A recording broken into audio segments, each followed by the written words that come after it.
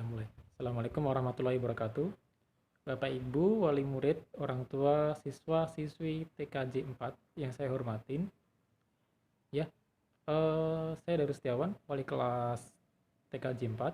Saya buat video ini, video vlog ini sebagai sebuah kata pengantar dalam hal pelaporan hasil studi siswa-siswi putra-putri Bapak Ibu selama kelas 11 dan semester 4.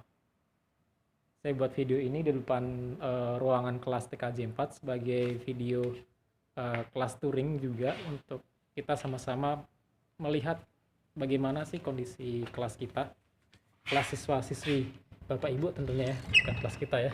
Ya kita masuk aja, mungkin masih gelap, kita nyalain.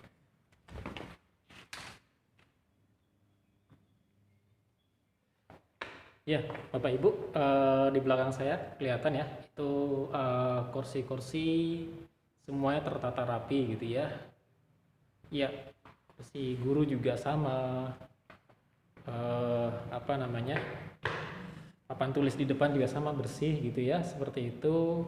Memang selama musim pandemi ini, selama 3 bulan ini, karena kelas kosong dan siswa, ya sebagaimana Bapak Ibu tahu, kelas siswa belajar di rumah, maka kondisi kelas disterilkan gitu ya, dirapikan dan dibersihkan gitu ya.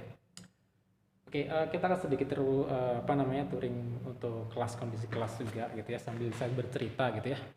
Ya, sebagaimana yang kita telah ikuti pada pertemuan bersama di online meeting bersama kepala sekolah dan wakil kepala sekolah, bahwa telah disampaikan juga bahwa proses pembelajaran telah berakhir pada bulan ini gitu ya, sebagaimana kita telah melakukan, siswa putra putri Bapak Ibu melakukan PAT, penilaian akhir tahun gitu ya, seperti itu. Maka di situ adanya pembagian rapat sebagai proses evaluasi akhir studi gitu ya, gitu. Dan yang telah kita lakukan tadi adalah salah satu seremonial yang telah kita jalankan bersama. Ya, ini di belakang kelas kita memang ada 2 papan tulis. 2 papan tulis ini kadang menjadi papan tulis yang jadi sebuah katakanlah coretan gitu ya, putra putri Bapak Ibu yang kadang pengen menyalurkan aspirasi atau kegelisahannya di papan tulis ini gitu ya. Kadang ada tulisan selamatkan Garaga, saya juga kurang tahu itu, kayaknya dari tontonan video vlognya Panji dan Ular itu ya. Mungkin juga ada stiker juga di sini gitu. Kita lihat stiker apa ini gitu ya. Mungkin juga di sini juga ada, sama ini ada stiker, saya juga kurang tahu maksudnya apa gitu ya, karena saya juga bukan generasi yang update ya dengan pop culture gitu atau seperti apa gitu. Ini juga sama ada stiker gitu ya.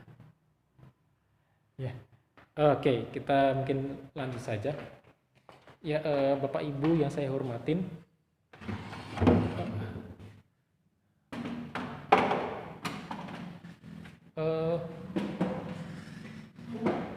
evaluasi pembelajaran yang telah saya sampaikan tadi pada waktu Zoom meeting, bahwa ada sekitar 10 siswa yang mendapatkan peringkat 1 sampai 10. Kalau dalam pertemuan pembagian rapat offline biasanya saya kasih reward gitu ya.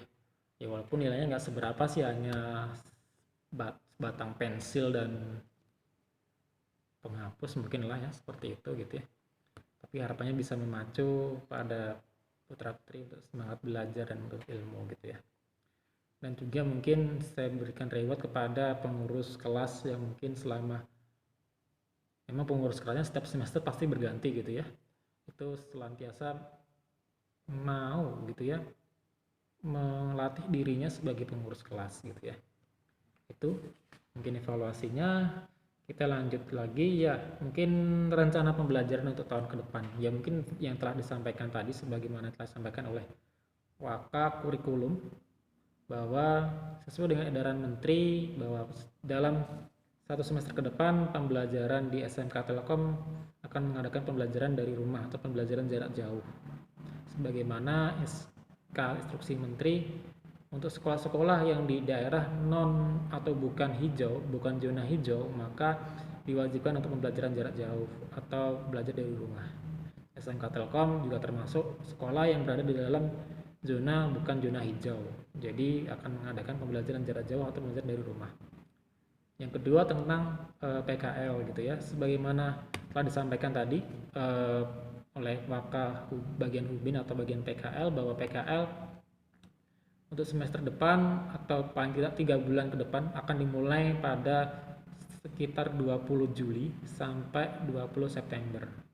Bagaimana pelaksanaan PKL? Pelaksanaan PKL ini pada prinsipnya adalah fleksibel dan kredibel. Fleksibelnya adalah pelaksanaan PKL ini dilakukan atau dijalankan dengan tetap memegang teguh prinsip kesehatan keselamatan peserta didik atau siswa atau murid dalam perusahaan atau tempat PKL, sehingga kesehatan keselamatan tetap menjadi faktor utama. Maka dari itu prinsip fleksibilitas tetap harus diterapkan gitu, di mana perusahaan tempat PKL Bapak Ibu akan menyesuaikan dengan situasi dan kondisi.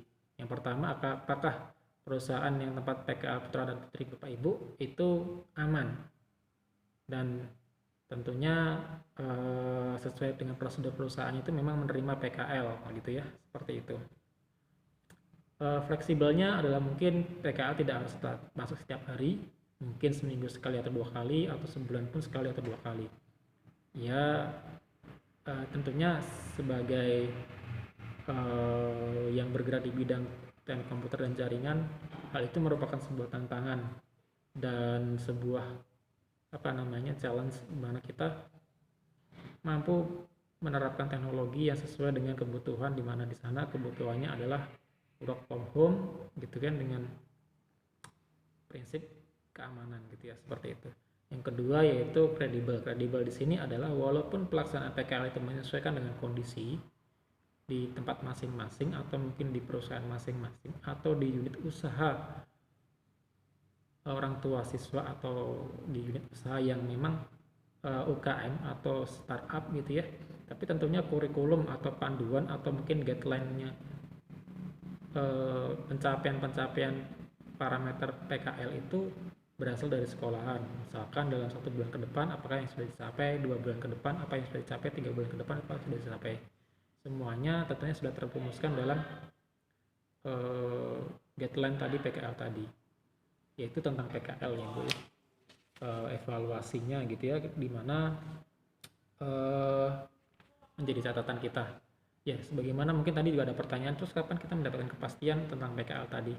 Nanti ketika Bapak Ibu sudah mulai tanggal 1 Juli, sudah mulai melakukan pendaftaran ulang buat putra-putri Bapak Ibu untuk menaikkan menjadi kelas 12, maka di sana Bapak Ibu bisa menanyakan proses PKL kepada saya atau mungkin kepada pihak yang terkait gitu ya. Itu tentang PKL. Ya mungkin yang terakhir sebagai kesimpulan dan penutup atau saran gitu ya. Bapak Ibu yang kami hormatin, 3 bulan ke belakang kita telah melaksanakan pembelajaran online daring dalam jaringan atau belajar dari rumah selama 3 bulan.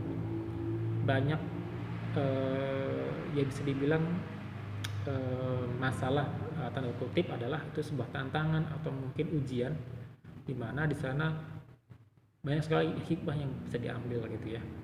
Dalam sebuah seminar pendidikan di mana di sana ada Kaprodi, DKV, ITB dan mungkin anggota DPR di bagian Komisi Pendidikan, saya sudah menyampaikan bahwa belajar di rumah itu memang beratnya adalah pendidikan karakter gitu ya. Makapun dari sana juga di forum sepakat bahwa pendidikan karakter maka itu memang sudah dari awal tugas dari keluarga gitu ya. Bukan berarti kami sekolah melepas tangan hal itu gitu ya, tetapi kami sekolah tetap akan berusaha untuk mendampingi pendidikan karakter putra putri ibu selama berada di sekolah, terutama di SMK Telkom Bandung. Ya sebagaimana mungkin kalau istilahnya sebenarnya sih keluarga adalah madrasah bagi putra putri atau anak atau keluarga gitu ya. Tapi juga kita sebagai madrasah kedua juga rasa-rasanya memikul tanggung jawab bersama untuk masalah itu, pendidikan karakter atau pendidikan karakter bangsa gitu ya, putra putri bangsa gitu ya. Seperti itu menjadi apa namanya, kegalauan, beberapa kegalauan yang kemarin-kemarin saya pernah posting di grup WA kita yang yaitu tentang homeschooling, bagaimana pendidikan anak karakter itu tertanam baik, tersinkron baik di keluarga, dan kita sama-sama memberikan terbaik buat putra putri kita. Ya, mungkin itu dari saya. Terima kasih. Vlog sekaligus apa namanya, video sebagai katakanlah laporan atau evaluasi pembelajaran kita selama setahun atau semester belakang. Terima kasih atas waktunya. Kalau ada pertanyaan kita diskusikan lewat WA atau apapun. Terima kasih. Assalamualaikum warahmatullahi wabarakatuh.